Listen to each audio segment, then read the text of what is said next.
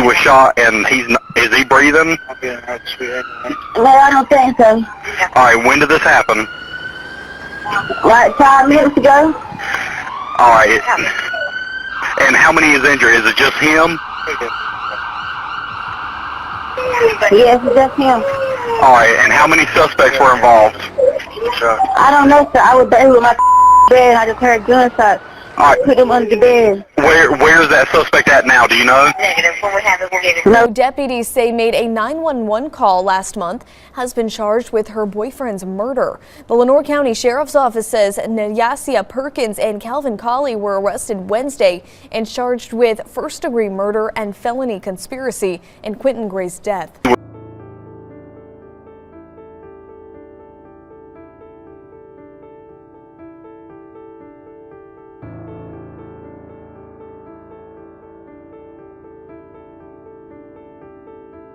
A block on my motherfucking phone tomorrow, vet. All right, Jody, damn. Man, I can't believe you.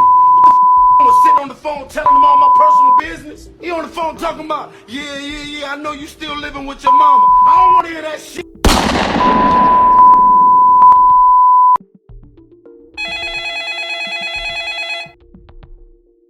"911, what's your emergency? Someone broke into our house. They shot my boyfriend. Please hurry."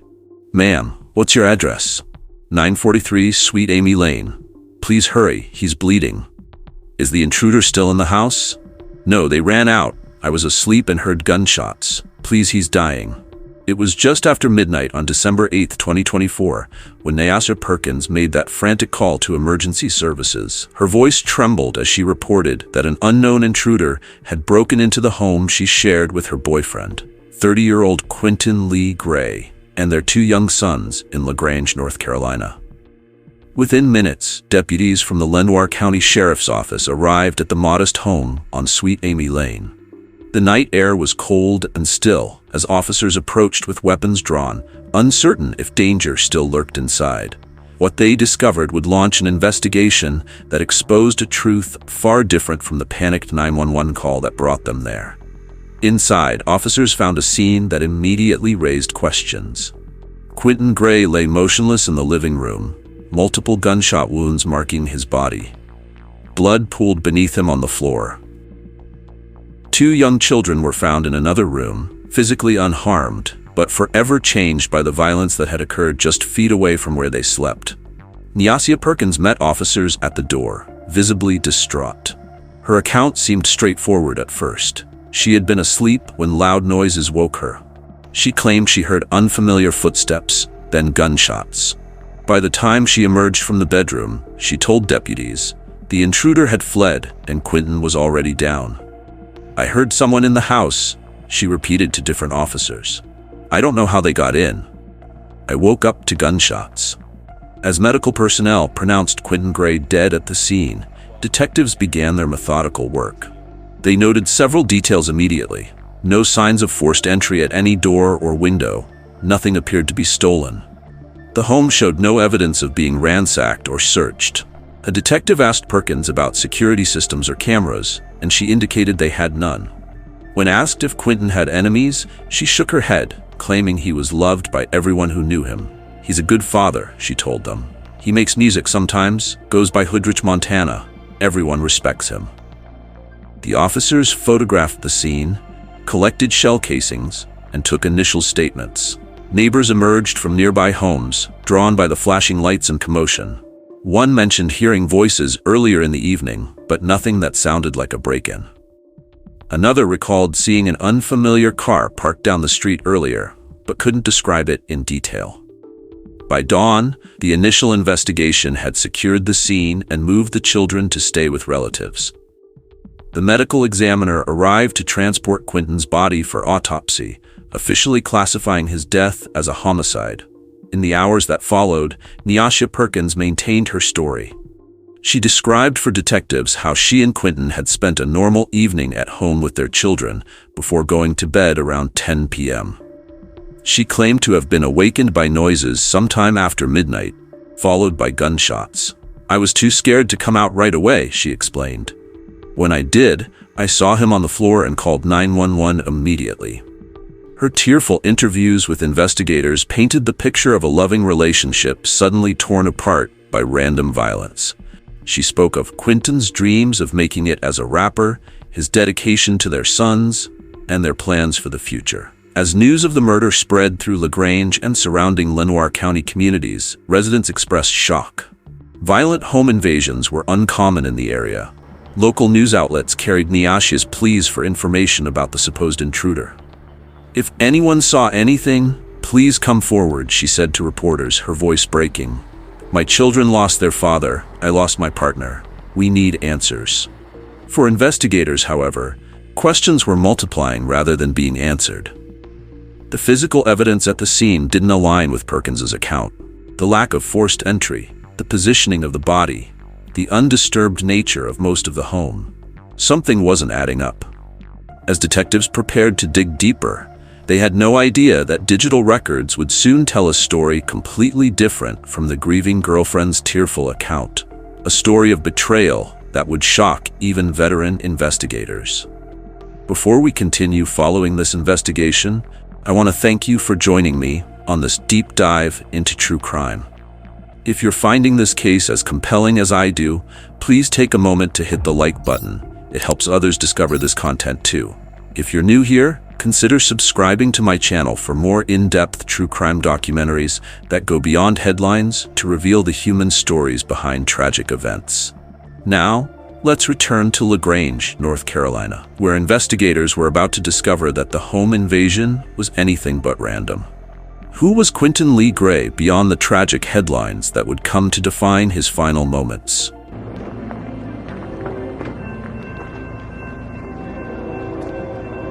Good, bro. Shit, bullshit, man. What you got going on? Born on February 27, 1993, Quinton was 30 years old when his life ended in that living room on Sweet Amy Lane. Those who knew him described a man whose identity was defined by two major passions: his music and his children. Oh, yeah. It seems like everybody around me keep leaving. Play with my feelings and I don't give them a reason. They take my heart and they break it all into pieces. It seems like everybody around me keep leaving. In Grange, North Carolina, a small community in Lenoir County with just over 2,500 residents, Quinton had built a life centered around family. He lived with his longtime girlfriend, Nyasia Perkins, and their two young sons in their modest home. Neighbors who spoke to investigators painted a consistent picture of a gentle, responsible father who prioritized his family above all else. He was always with those boys, one neighbor told authorities. You'd see him playing with them in the yard, taking them to the store. He wasn't loud or causing problems. Just a normal guy raising his kids. While caring for his family, Quinton nurtured dreams that extended beyond Lenoir County. He aspired to make a name for himself in the music world, creating rap music under the name Hoodrich Montana.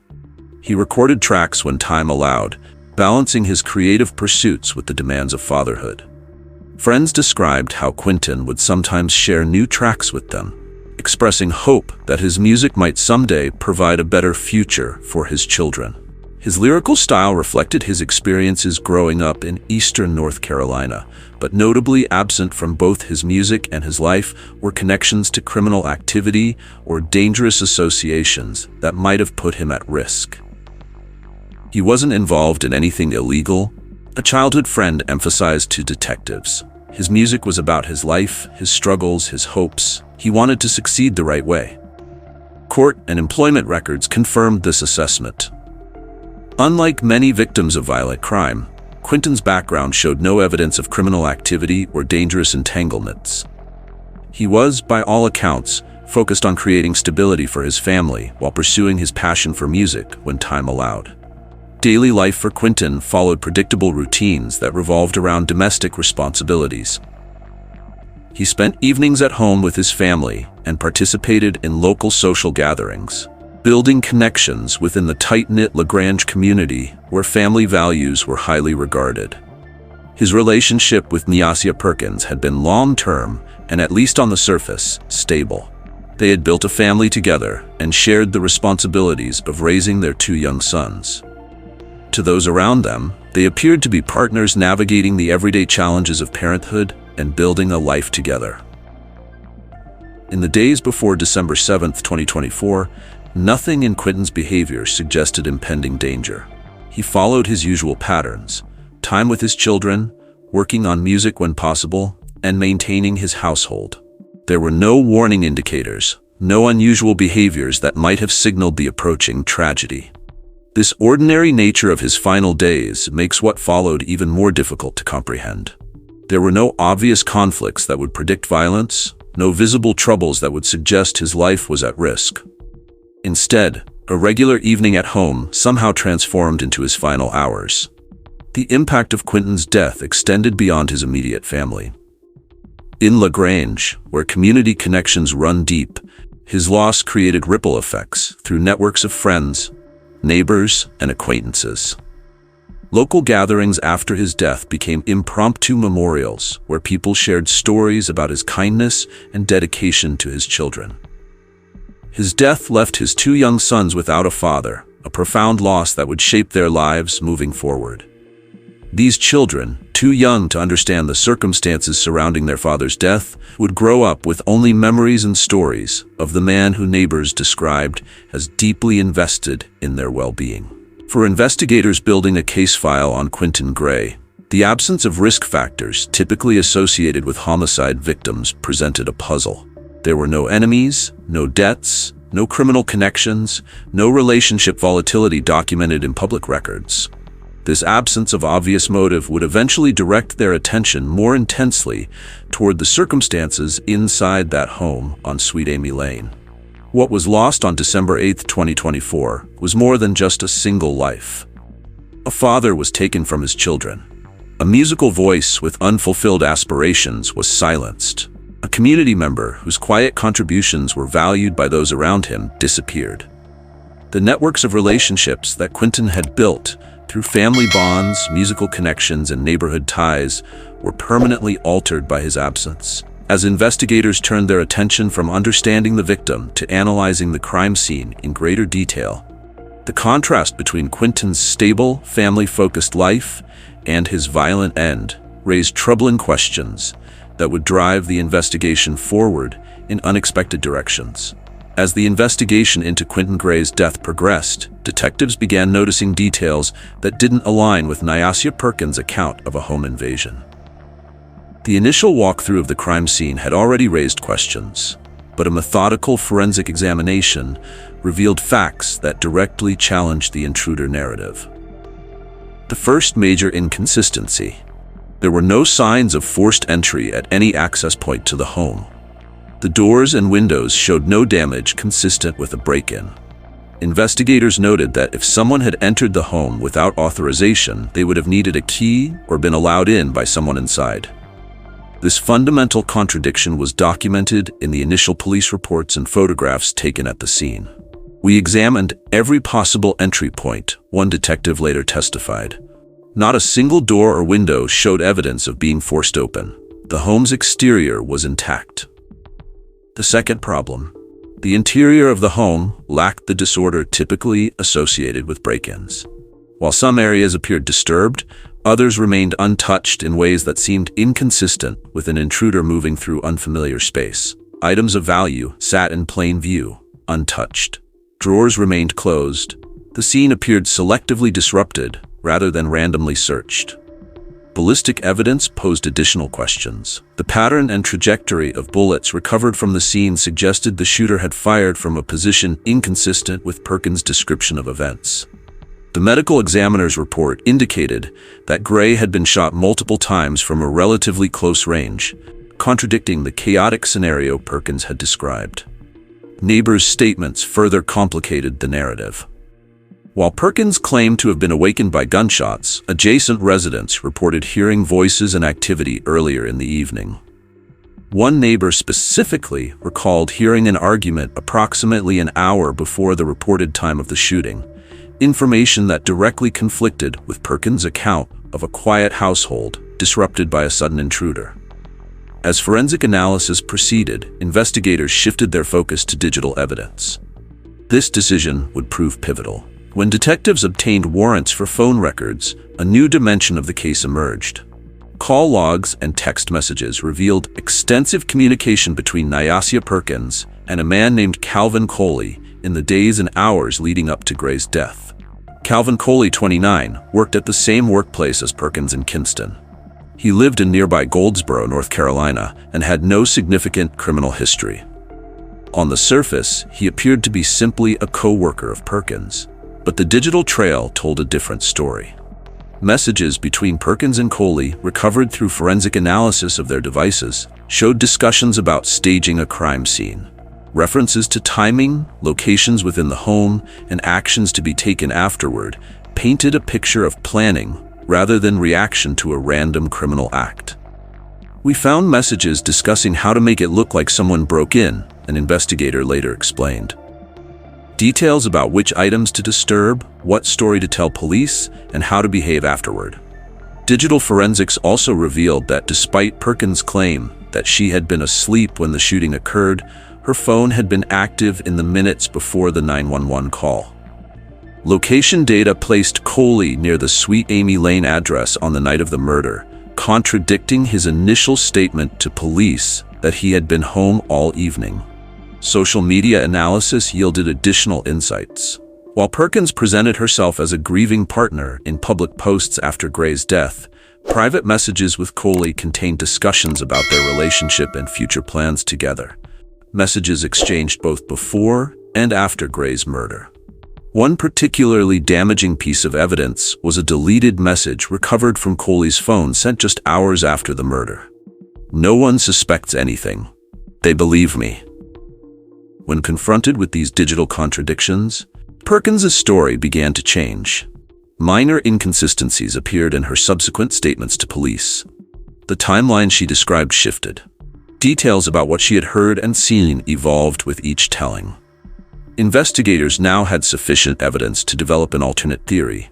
The alleged home invasion was a fabrication designed to cover a planned murder. The digital correspondence, physical evidence, and witness statements collectively suggested that Perkins and Coley had conspired to kill Quinton Gray, staging the scene to make it appear as a break-in gone wrong. With this new understanding of events, detectives conducted follow-up interviews with both suspects, noting their reactions when confronted with digital evidence. Their changing explanations and inability to account for the contradictions solidified the investigators' growing certainty that the home invasion narrative was a cover for a premeditated killing. We're halfway through this disturbing true crime case, and the evidence is pointing in a direction few would have suspected. If you're finding this analysis valuable, now would be a great time to hit that like button and subscribe to my channel.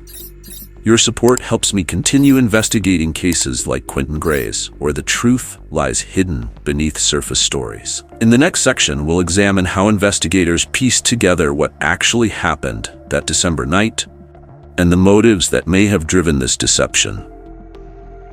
Stay with me as we continue to uncover the truth. As investigators abandoned the home invasion theory, they focused on reconstructing the actual relationship between Nyasia Perkins and Calvin Coley. Through methodical examination of their digital communications, authorities established a timeline of planning that revealed a cold-blooded conspiracy.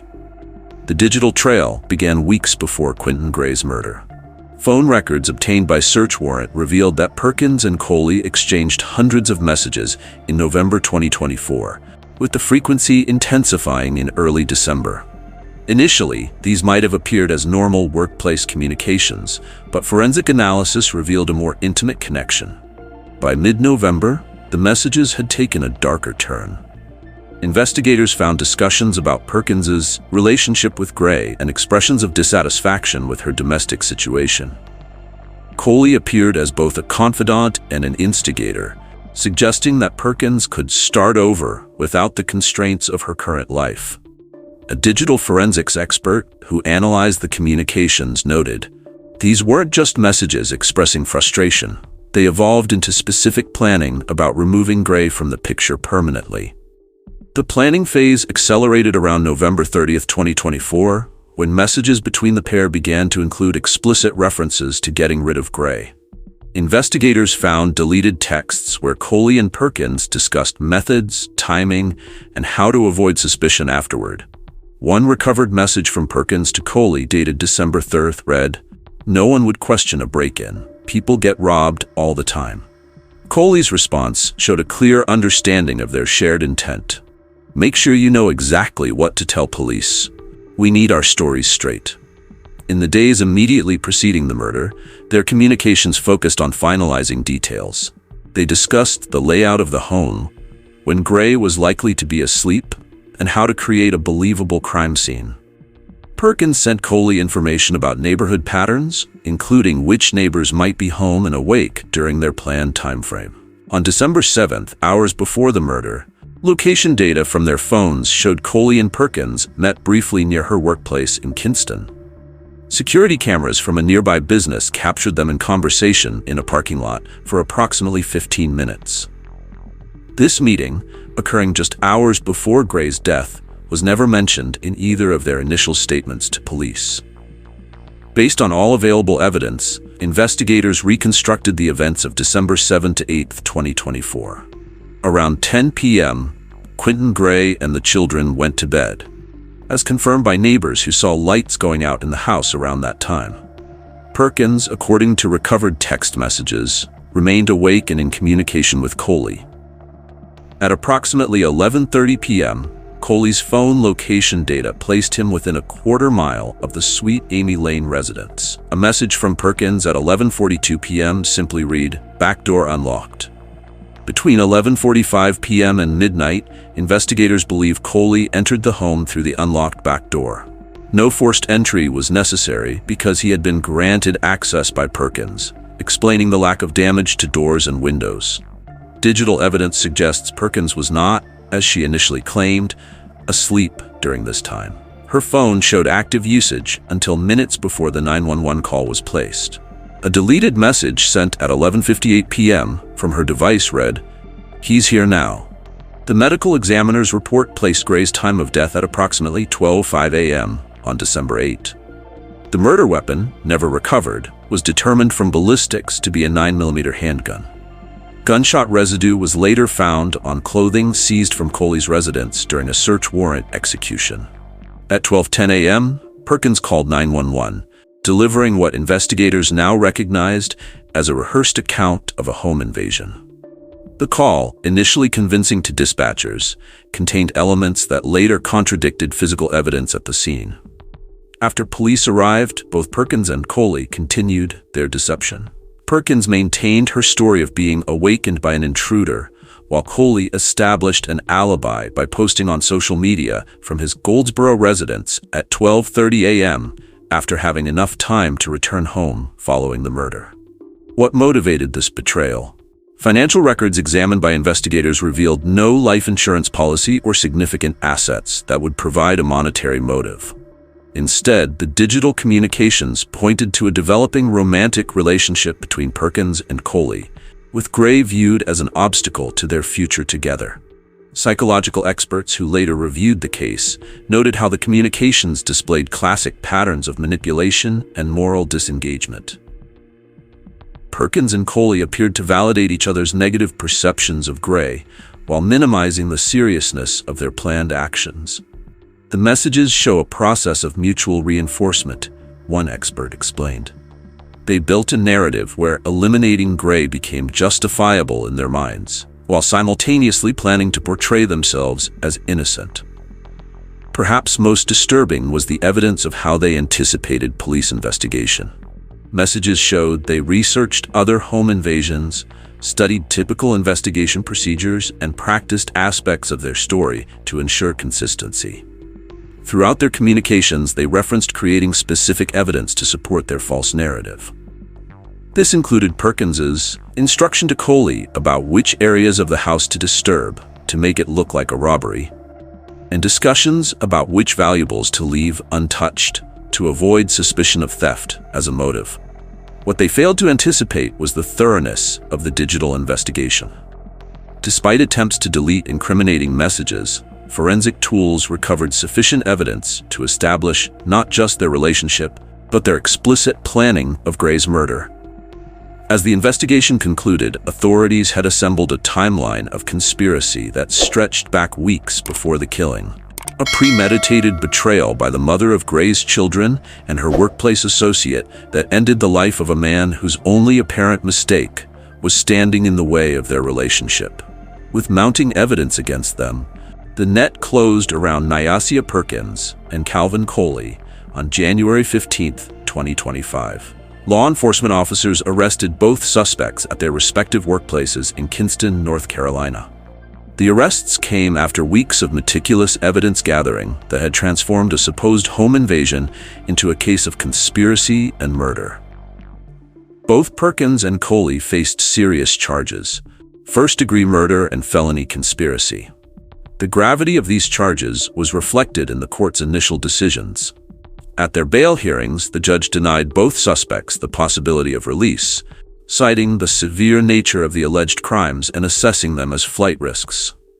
The evidence suggests a level of planning that makes these defendants particularly dangerous to the community, the judge stated when denying bail. In the weeks following the arrests, defense attorneys filed multiple pretrial motions attempting to exclude key evidence. Their primary target was the digital evidence, the text messages and phone records that formed the backbone of the prosecution's case. Defense lawyers argued that some communications had been taken out of context or misinterpreted by investigators. These defensive maneuvers proved unsuccessful. Judges consistently ruled that the digital evidence was admissible, recognizing its direct relevance to establishing both motive and premeditation. Each failed motion strengthened the prosecution's position heading into trial. The trial began in early May 2025, drawing significant attention from the local community. The courthouse in Lenoir County saw daily attendance from Gray's family members, concerned citizens, and media representatives, all seeking answers about how a domestic situation had turned deadly. Prosecutors built their case methodically, presenting evidence in a sequence designed to dismantle the home invasion narrative. Forensic experts testified about the ballistic evidence and lack of forced entry.